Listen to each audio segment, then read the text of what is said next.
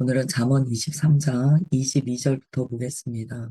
잠언 23장 22절부터 25절까지 봉독하시겠습니다. 너는 나은 아비에게 청종하고 내 늙은 어미를 경히 여기지 말지니라. 진리를 사되 팔지는 말며 지혜와 훈계와 명철도 그리할지니라. 의인의 아비는 크게 즐거울 것이요 지혜로운 자식을 낳은 자는 그로 말미암아 즐거울 것이니라. 내 부모를 즐겁게 하며 너를 낳은 어미를 기쁘게 하라. 아멘. 먼저 이 부모 세대와 이제 자녀 세대에 대한 말씀을 하십니다. 이 세대 간의 갈등이 그 옛날에도 있었던 거예요. 세대 간의 갈등이라는 게 동서고금을 막론하고 생겼다는 것을 보게 됩니다. 너를 낳은 아비에게 정종하라. 내 늙은 어미에게 어미를 경홀히 여기지 말라라는 말씀이에요. 이제 이 부모님들이 연로하게 되시면 그냥 어릴 때는 부모님의 말을 듣죠. 그때는 부모님이 가장 크게 보입니다. 그런데 이제 부모님들이 늙어가시면 이제 아버지의 말에 대한 청종이 점점 줄어든다는 거예요. 이건 이제 우리 죄성이 있기 때문에 이렇게 말씀하시는 거예요. 그리고 이제 어머니가 늙으셨죠. 그러면 경홀히 여긴다, 가볍게 여긴다라는 말이 나옵니다. 부모님이 이제 노쇠하면 자녀 세대가 볼 때는 너무 사고방식도 뒤처져 보이고 그 말을 듣기가 마음에 그렇게 중요하게 여겨지지 않은 거예요. 그러나 주님께서 말씀하세요. 이건 이제 부모 공경에 대한 말씀도 있지만 윗세대의 어떤 이야기가 삶의 지혜를 담고 있기 때문에 그것을 무시하지 말라는 말씀이시기도 합니다. 잠언은 특별히 지혜에 대해서 말씀하시기 때문에요. 22절은 효의 관점에서도 말씀하시고요. 지혜의 관점에서도 하시는 말씀이에요. 인생을 좀 더 살아본 연장자의 이야기를 경홀히 여기는 것은 지혜를 사모하는 자의 태도가 아니다라고 가르쳐 주는 거죠. 그러면서 23절에 말씀하세요. 진리를 사되 팔지는 말아라. 강력한 표현입니다. 지혜와 훈계와 명철도 사되 팔지는 말아라 라고 말씀하세요. 이 산다라는 것은 대가를 치르고라도 얻으라라는 이야기입니다. 첫 번째는 어떤 대가를 치르든지 진리, 지혜, 훈계, 명철이 값지기 때문에 그것을 사라는 거예요. 우리가 이러한 지혜를 사기 위해서요. 시간 필요합니다. 인내도 필요해요. 겸손함도 필요해요. 이러한 것들을 다 갑지불을 하고 그것을 얻어라, 배워라 라고 말씀합니다. 그리고 또 이렇게 말씀하세요. 팔지는 말아라. 이게 무슨 의미냐면 우리가 어떤 걸 팔 때는요. 더 이상 내게 이것이 필요 없다고 여기거나 아니면 다른 더 좋은 것을 구하기 위하여 이걸 팝니다. 그러니까 이게 판다는 것 자체가 진리와 지혜, 훈계, 명철에 대한 중요성이 낮아졌다는 이야기예요. 팔지 말아라. 이것은 어떤 것으로도 진리와 지혜와 비길 수 있는 것은 없다. 진리와 지혜를 한순간의 유혹으로 버리거나 순간적인 이익 때문에 없이 여기지 말아라. 가장 귀한 것이다. 돈은 잃어도 지혜는 잃지 말라는 거예요.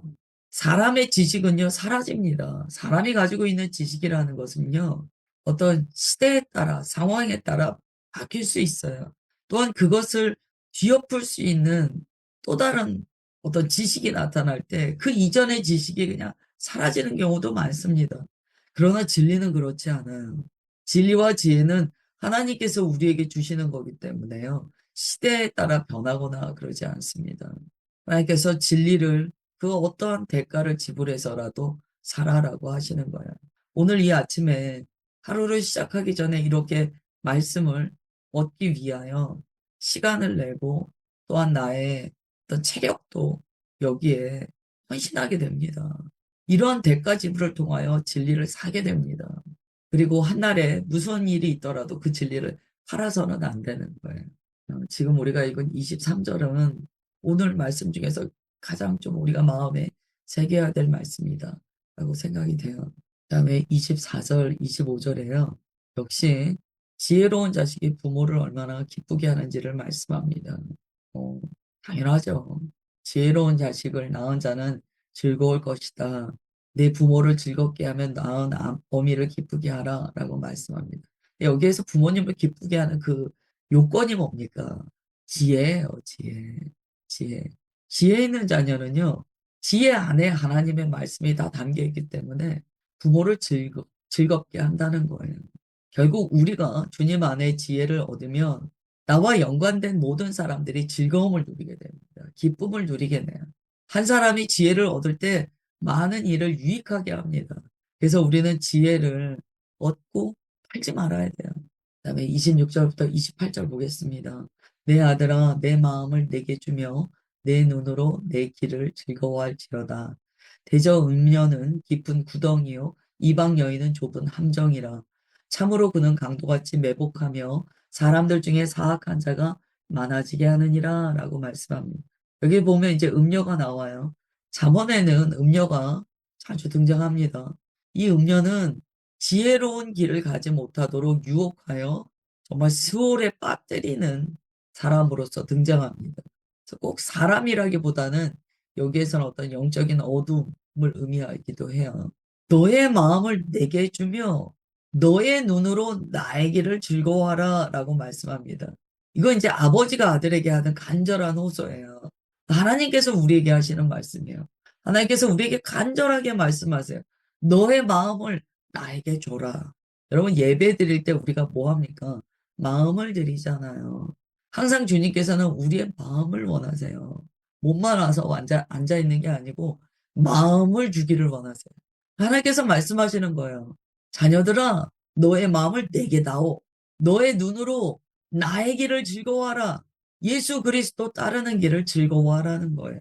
다른 데 마음 빼앗기지 말고 정말 주님께만 마음을 올인하고 주님을 따라가는 것에 즐거움을 경험하도록 엎드리라는 거예요. 겸손하라는 거예요. 근데 그것을 방해하는 음료가 있습니다. 그 음료는요, 깊은 구덩이며 좁은 함정이라고 이야기합니다. 한번 빠지면 좀 헤어나올 수 없는 그런 유혹이라는 거예요. 우리가 한번 이 도덕적으로 타락하거나 어떤 뭐 믿음 안에서 유혹에 빠지잖아요. 그럼 쉽게 헤어나오지 못합니다. 쉽게 내 생각에는 이게 되겠지 하는데 잘 안 되는 걸 많이 경험해요. 지금 주님께서 27절에 말씀하시는 거예요. 너의 마음을 지키지 못하면 깊은 구덩이에 빠진다. 잠깐 발 담갔다가 퐁당퐁당 발만 담갔다가 나 안 할래 이러고 나올 수 있는 게 아니에요. 그래서 우리가 미혹할 때요. 미혹하는 일이 있을 때요. 그게 늪이라는 것을 인지해야 됩니다. 함부로 나는 이게 조금 내가 이렇게 세상적인 거 좀 즐기다가 와야지. 조금 내 마음을 놓쳤다가 나중에 회복해야지. 그런데 그게 안 된다는 거예요. 이방 여인은 좁은 함정이래요. 너무 좁아서요. 여러분 한 번 들어가면 왜 간혹 가다가 뭐 세상에 이런 일이 이런 데 나오잖아요. 예전에 보니까 이 뭐죠? 운전대 어떤 분이 호기심에 머리를 집어넣으셨더라고요. 근데 그 머리가 안 빠지는 거예요. 그게 좁은 함정의 의미입니다. 들어가긴 들어가는데 나올 때는 안 나온다는 거예요. 나올 수가 없다는 거예요. 그래서 우리가 유혹과 미혹에 민감해야 돼요. 이거 하나 어때? 이런 거 하나 눈 감으면 어때? 원래 처음에는 다 그렇게 얘기해요. 어둠의 영이, 야, 뭘 그렇게까지 하냐? 그래서 마음의 일부를 내어주는 것처럼 살짝 발을 담급니다. 그런데 빠져나오려면요, 그 운전대에 머리 넣으신 분하고 똑같은 거예요. 안 되는 거예요. 그가 강도같이 매복한다 그래요. 매복해 있다는 건 뭐예요? 잡히기만 하면 안 놔줄 거야 라는 이야기예요. 그래서요, 한번 작은 유혹이라도 빠지면은요, 매복당한 강도에게 당한 거기 때문에 돌아서 지지가 않아요. 그래서 사람들 중에 사악한 자가 많아지게 한다는 거예요. 이 사악한 자는 원어로 보시면 배반자, 변절자입니다. 뭡니까? 믿음에서 파선하게 만든다는 거예요. 얼마나 무서운지 몰라요. 말씀을 배반하게 한다는 거예요. 예수님을 향한 그 마음으로부터 멀어져 변절자가 되게 한다는 거예요. 그래서 마태복음 26장 41절에서 주님께서 이렇게 말씀하셨어요. 시험에 들지 않게 깨어있어 기도하라. 이 깨어있어가 뭡니까? 분별력을 가지라는 거예요. 어떻게 우리가 분별합니까? 여러분, 우리가 말씀을 이렇게 대할 때마다 항상 경험해요. 이런 말씀이 있었어? 내가 이 말씀을 몰라서 그래서 내가 유혹당한 거였구나라는 걸 알게 돼요. 우리가 말씀을 볼 때, 야, 내가 이렇게 한 게 이게 잘못이었구나라는 걸 깨닫게 돼요. 그 깨어있으라는 것은요, 늘 주님의 말씀 앞에 깨어있으라는 것. 어디를 향하여 깨어있으라는 말씀이냐면, 주님의 가르쳐 주심, 훈계하심 앞에 깨어있으라는 거예요. 그리고 그 깨어있는 상태에서 주님께 간구하라는 거예요. 주님, 제가 주님의 말씀을 준행하기 원합니다. 나를 이 악한 무리의 유혹으로부터 지켜주옵소서. 그렇게 해서 자신을 지켜야 한다라고 가르쳐 주세요. 여러분, 마음 함부로 아무한테나 내어주시는 거 아니에요. 마음 함부로 빼앗기시는 거 아니에요. 가벼운 마음으로 죄 지으시는 거 아니에요. 그래서 잠언은 계속 얘기해요. 너의 말도 행동도 다 마음에서 나온다. 마음 지켜라. 말 한마디 행동 하나 악한 자에게 빌미를 제공하지 않도록 늘 깨어 있어라. 말씀을 통하여 하나님께서 내게 무엇라 가르치시는가에 언제나 유념하고 집중하라. 계속 말씀하세요. 꼭 어린아이 집 밖에 나갈 때 차 조심하라고. 횡단보도 건널 때 손 들고 건너라고. 꼭 초록 불일 때 건너라고. 똑같아요. 주님께서 우리에게 그런 말씀을 계속하고 계신 거예요. 그 다음에 29절부터 35절까지 보겠습니다. 재앙은 네게 있느뇨? 근심이 네게 있느뇨? 분쟁이 네게 있느뇨? 원망이 네게 있느뇨? 까닭 없는 상처가 네게 있느뇨? 붉은 눈이 네게 있느뇨? 술에 잠긴 자에게 있고 혼합한 술을 구하러 다니는 자에게 있느니라. 포도주는 붉고 잔에서 번쩍이며 순하게 내려가나니 너는 그것을 보지도 말지어다. 그것이 마침내 뱀같이 물 것이요 독사같이 쏠 것이며 또 내 눈에는 괴이한 것이 보일 것이요 내 마음은 구부러진 말을 할 것이며 너는 바다 가운데에 누운 자 같을 것이요 돛대 위에 누운 자 같을 것이며 내가 스스로 말하기를 사람이 나를 때려도 나는 아프지 아니하고 나를 상하게 하여도 내게 감각이 없도다. 내가 언제나 깰까 다시 술을 찾겠다 하리라.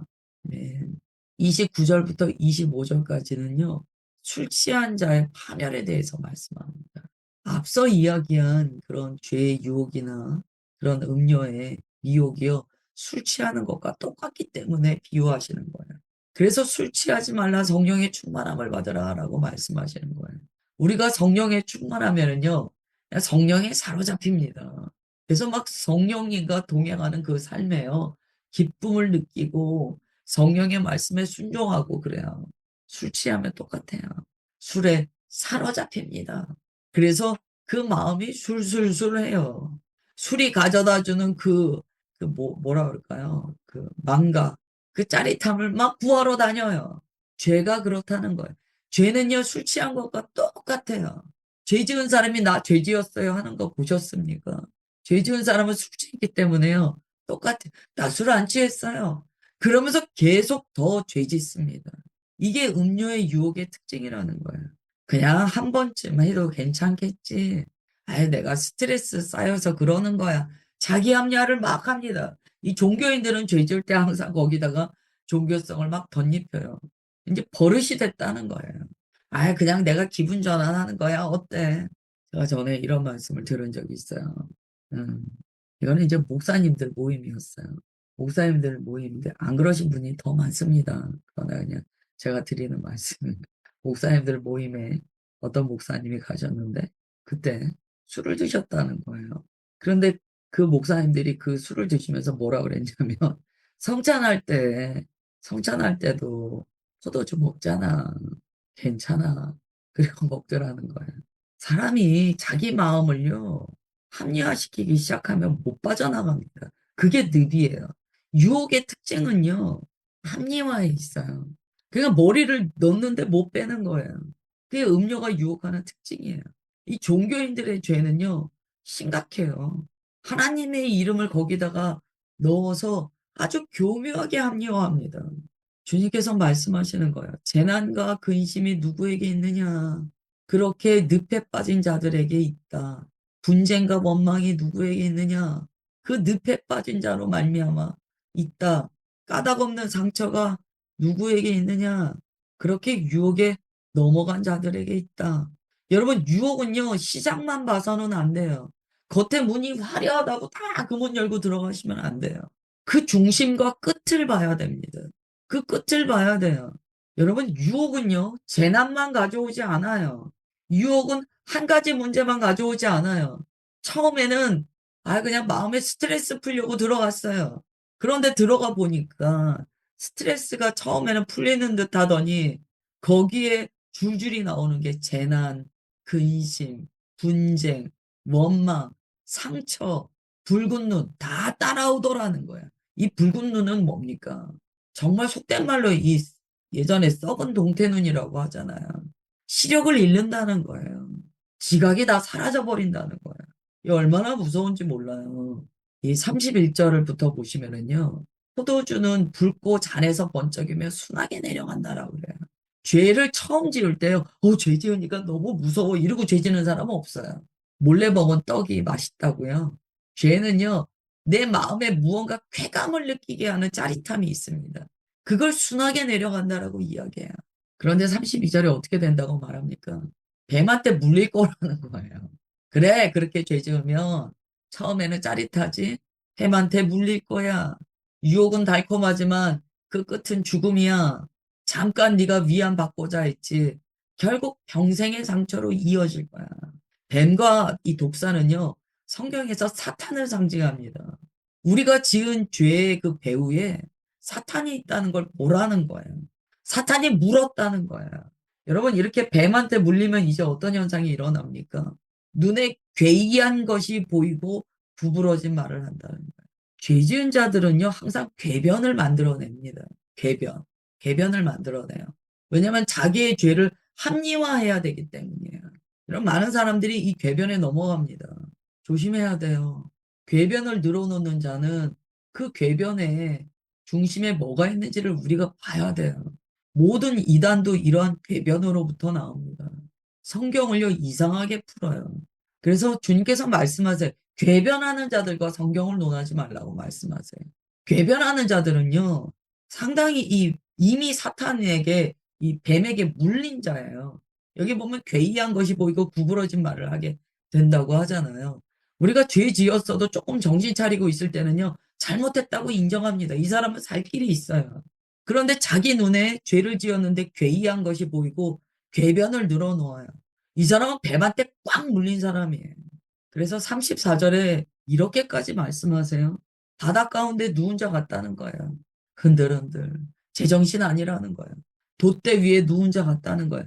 자기가 어디로 가는지, 자기 인생이 어떻게 지금 파산했는지도 모른다는 거예요. 이 쾌락에 사로잡힌 사람의 종말이 이거예요. 이렇게 바다 위에 흔들흔들 떠서 어디로 갑니까? 지옥 가는 거예요. 이렇게 흔들흔들 떠서.